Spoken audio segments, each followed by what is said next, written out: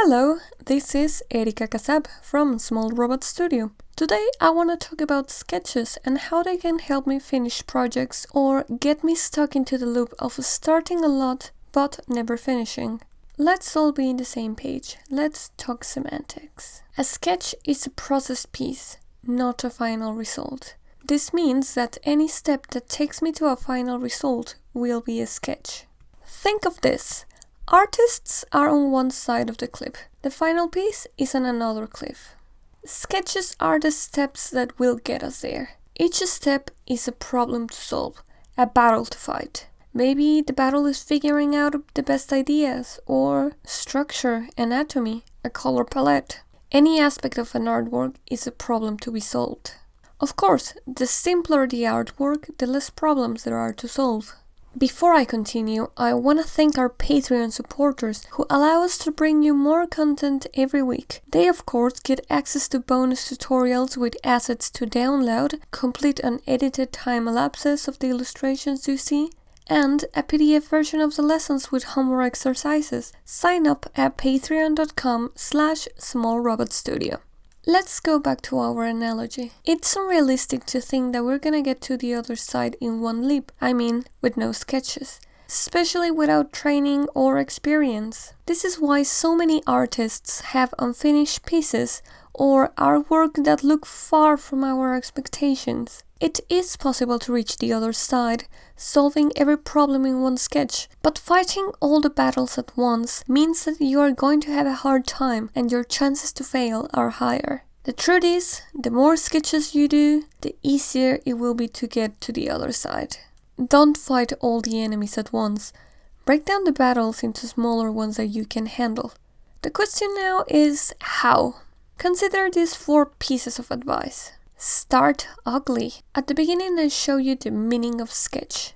As you can see, it says preliminary ideas for a work that will eventually be realized with greater precision and detail. Just because a final piece looks cool, it doesn't mean that it always did. Start ugly. The start is not social media ready, but as you progress, it will become worthy of showing off. Start broad, start general, and refine a little bit on each step.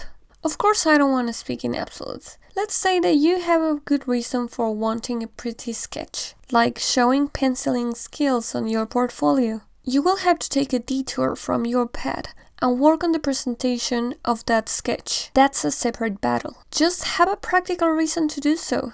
It's easy to get stuck in that detour and never reach your goal. Don't go blind and focus. I didn't know how to fix my stiff figure drawing until someone told me gesture was a thing. Learn what battles you need to fight and keep them focused. Which battles come first?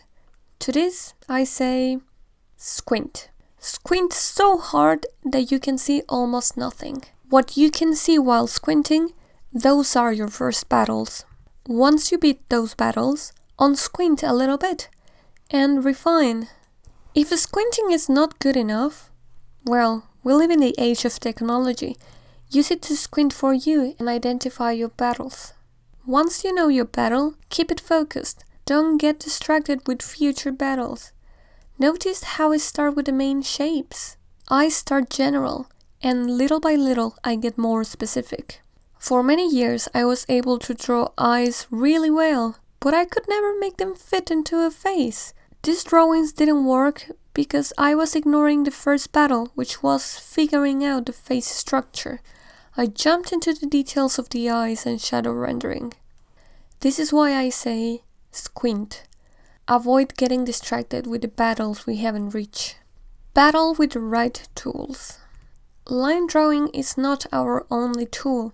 Some sketches might be shape or silhouette based. They might be a thumbnail, which are great to figure out composition, value relationship, or light and shadow scenarios. To me, lighting a 3D shape is a battle particularly difficult. So I tackle it with 3D sketches, sometimes sculpting with clay, or making a 3D digital blocking. What a sketch looks like will depend on the problem that it's solving. Don't be afraid to go nuts and do something completely different from these examples.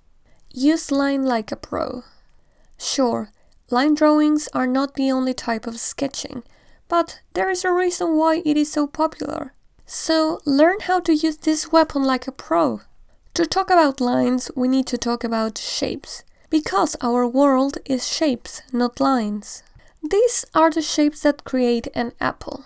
Put them together with some values and we got it. We do not need a line for that. The line is a tool that we use to represent the borders of those shapes, such as the frontiers between colors and materials, or light and shadow. This is the key information I want in my line drawing to make it into a finished painting.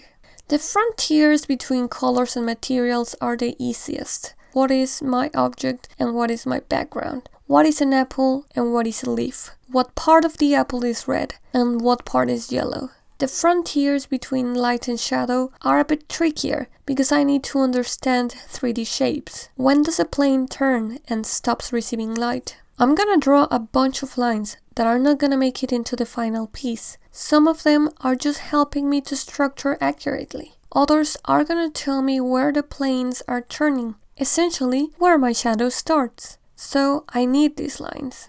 You will notice on my sketches that for the most difficult areas, I define more planes, like in the faces or the hands. I spend extra time on this battle, so the next ones are a bit less hard.